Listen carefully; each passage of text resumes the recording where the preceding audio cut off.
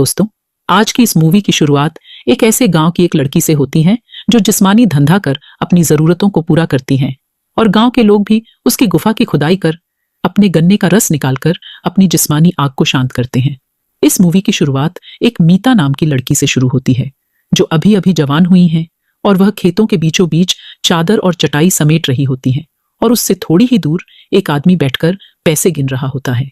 इसके कुछ ही देर बाद मीता को एक पेड़ के पीछे दिखाया जाता है जो यहाँ पर एक आदमी से गुफा की खुदाई करवा रही होती है। इधर पेड़ के पीछे मीता की गुफा की खुदाई हो रही थी तो वहीं दूसरी ओर एक पेड़ के नीचे बैठा हुआ आदमी डायरी में कुछ लिख रहा होता है। अब जल्द ही उस आदमी ने गुफा में अपने गन्ने का सारा रस निकाल दिया, जिसके बाद मीता अपने जिस्म को ढकती हुई उसी आदमी के पास आ जाती हैं जो दूसरे पेड़ के नीचे डायरी में कुछ लिख रहा था। असल में मीता पैसे लेकर आदमियों का रस निकालती थी और यह जो आदमी डायरी में कुछ लिख रहा था मीता का चाचा था। यह लोग काफी गरीब थे, इसलिए घर चलाने के लिए मीता जिस्म बेचने का काम करती थी और उसका चाचा ग्राहकों का इंतजाम करता था। मीता एक दिन में अपनी गुफा की गर्मी से कई मर्दों की गर्मी शांत करती थी ताकि ज्यादा से ज्यादा पैसे कमा सके।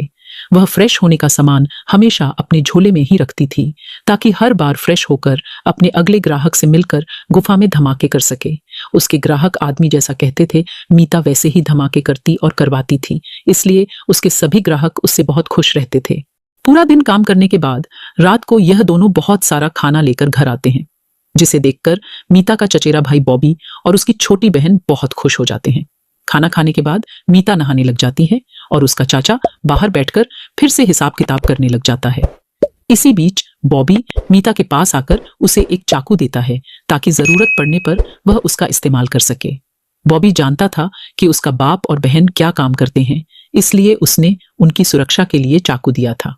इसके बाद वह मीता के पास आकर उससे बातें करने लग जाता है। मीता अभी भी नहा रही होती है।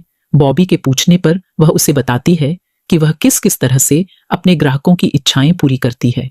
मीता की बातें सुनकर बॉबी के गन्ने में हलचल होने लग जाती है और वह वहीं पर अपने गन्ने पर हाथ चलाने लग जाता है।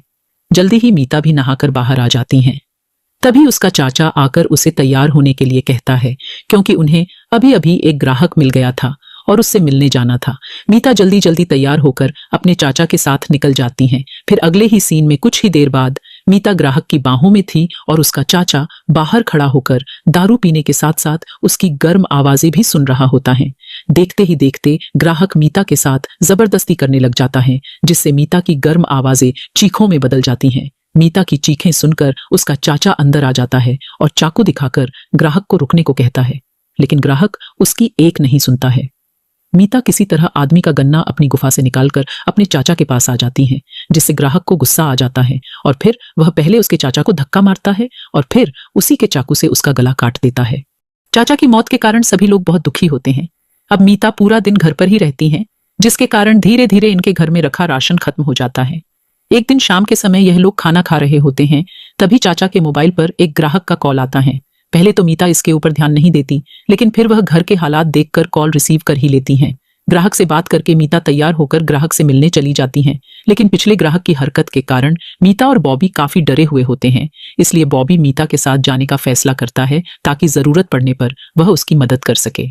अगले सीन में कुछ ही देर बाद मीता को ग्राहक के साथ जंगल में मंगल करते हुए दिखाया जाता है और बॉबी अपने बाप की तरह डायरी में हिसाब किताब लिखने में लगा होता है।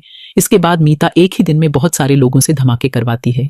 शाम को जब वह दोनों घर जाने लगे, तभी मीता को एक ग्राहक के बारे में याद आता है जो उसे बहुत सारा पैसा देने वाला होता है। जैसे ही यह दोनों उसके पास पहुंचते हैं तो इनको पता चलता है कि वह तो इनके ही गांव का सबसे अमीर साहूकार है। साहूकार चाहता था कि मीता उसके बेटे गुली को एक मर्द बना दे, उसकी बंदूक की मालिश करके अपनी गुफा में जोरदार धमाके करवाए, क्योंकि शाहूकार का बेटा लड़कियों जैसा होता है। शाहूकार मीता को मुंह मांगी कीमत देने के लिए तैयार होता है, लेकिन शाहूकार की एक ही शर्त होती है और वह शर्त यह है कि इस बारे में किसी को पता नहीं चलना चाहिए। अब मीता और गुल्ली एक कमरे में आ जाते हैं। यहां आकर मीता गुल्ली को गर्म करने में लग जाती है, लेकिन गुल्ली मीता को बीच में ही रोक देता है। इस काम से मीता को बहुत सारे पैसे चाहिए होते हैं और गुल्ली अपने बाप को खुश करना चाहता था, इसलिए वह दोनों एक योजना बनाते हैं। वह योजना ये होती है कि मीता ऐसी ऐसी आवाजें निकालेगी कि साहूकार को लगे कि गुल्ली मीता की गुफा में जोरदार धमाके कर रहा है। दोनों की योजना काम कर गई और शाहूकार भी खुश हो गया। शाहूकार को खुश कर दोनों भाई बहन घर वापस आ जाते हैं। अगले ही दिन मीता के भाई बॉबी ने पूरे गांव में यह खबर फैला दी कि मीता पैसे लेकर अपने रसीले तरबूजों का रस पिलाती है। यह सुनकर बहुत गांव के सभी लोग मीता के तरबूजों का स्वाद चखने के लिए आने लग जाते हैं। देखते ही देखते इनका काम काफी अच्छा चलने लग जाता है। ऐसे ही एक दिन इनके इस जिस्म बेचने के काम के बारे में पुलिस अफसर चेरी को पता चल जाता है। वह बॉबी के पास आकर अपने कमीशन की बात करता है। कमीशन के साथ साथ वह मीता की गुफा में अपना पानी भी निकालता है। चेरी को आज से पहले इतना मजा कभी नहीं आया था, इसलिए वह कई बार मीता की गुफा में धमाके करता है। इसी बीच वह बॉबी को अपने गे दोस्त रियो का पानी निकालने को कहता है। बॉबी को न चाहते हुए भी उसका गन्ना अपने अंदर लेना ही पड़ता है। ऐसे करते करते 2-3 महीने बीत गए थे। मीता गांव के मर्दों की आग बुझाकर पैसे कमा रही थी, जबकि उधर बॉबी गांव की औरतों की गुफा में धमाके कर पैसे कमाना शुरू कर देता है। दोनों भाई बहन गुफा और गन्ने का खूब जमकर फायदा उठा रहे थे।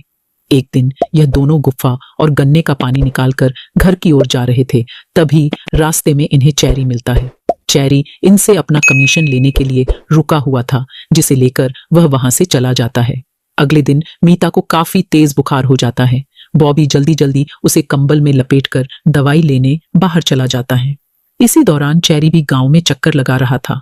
तभी उसकी नजर एक जवान लड़की पर पड़ती है जो कॉलेज से अपने घर जा रही थी।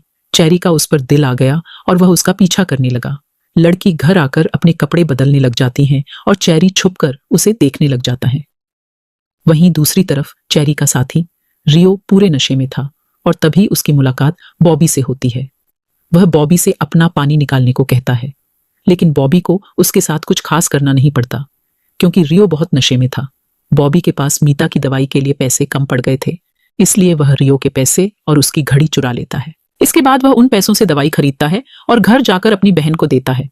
मीता अब ठीक तो हो रही थी, लेकिन अभी वह काम पर नहीं जा सकती थी, इसलिए बॉबी गुल्ली को मीता का ख्याल रखने के लिए बुला लेता है और खुद काम पर निकल जाता है। बॉबी पूरा दिन गांव की औरतों की गुफा में धमाके कर जब घर वापस जा रहा था, तो तभी चेरी उसे पकड़ लेता है, क्योंकि उसने उसके दोस्त की घड़ी चुराई थी। चेरी पहले उसकी खूब पिटाई करता है और फिर उसे जेल में डाल देता है। इसी जेल में वह कॉलेज वाली लड़की भी थी जिसका चेरी पीछा कर रहा था। चेरी उसकी गुफा में अपने गन्ने का रस निकालना चाहता था और वह भी लड़की की सहमति से, इसीलिए उसने अभी तक उसे हाथ भी नहीं लगाया था। दूसरी तरफ बॉबी के घर न लौटने पर मीता को उसकी चिंता होने लगती है। घर में खाने पीने को भी कुछ नहीं बचा था, जिस कारण मीता कमजोर होकर बेहोश हो जाती है। उधर जेल में बॉबी लड़की से उसका नाम पूछता है। इस लड़की का नाम काया था। वह बॉबी से मदद मांगने लगती है, लेकिन बॉबी की तो खुद की दुनिया हिली हुई थी।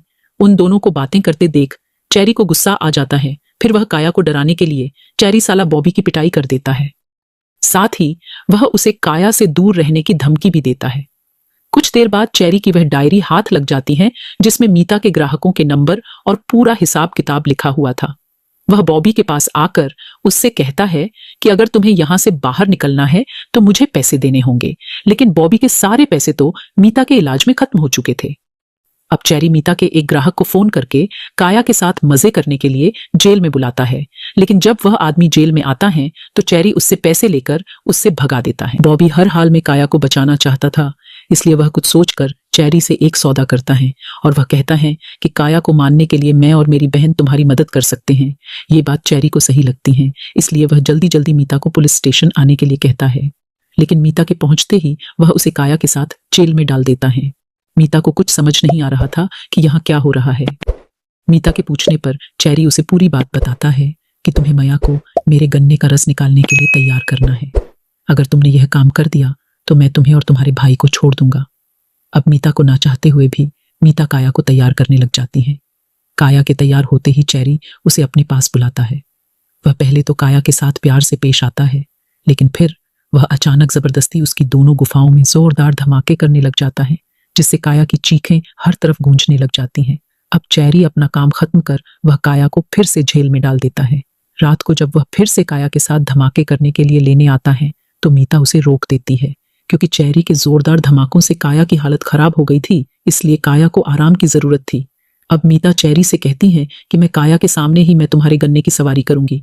चेरी उसकी बात मान जाता है, जल्द ही मीता उसे अपनी गुफा के मजे की सैर करवाने लगी थी, लेकिन जैसे ही उसका पानी निकलने वाला था तभी मीता ने चाकू से चेरी का गला काट दिया। इसके बाद वह जल्दी जल्दी चाबियां लेकर बॉबी और काया को आजाद करती है। चेरी तड़प तड़प कर मर जाता है और यह लोग अपने घर आकर जल्दी जल्दी सीमाएं और बहन अपना जरूरी सामान लेकर भागने की तैयारी करने लग जाते हैं। इसी बीच गुली भी अपनी गाड़ी लेकर इनके पास पहुंच जाता है। वह भी इनके साथ भागने वाला था ताकि वह अपनी जिंदगी अपनी मर्जी से जी सके।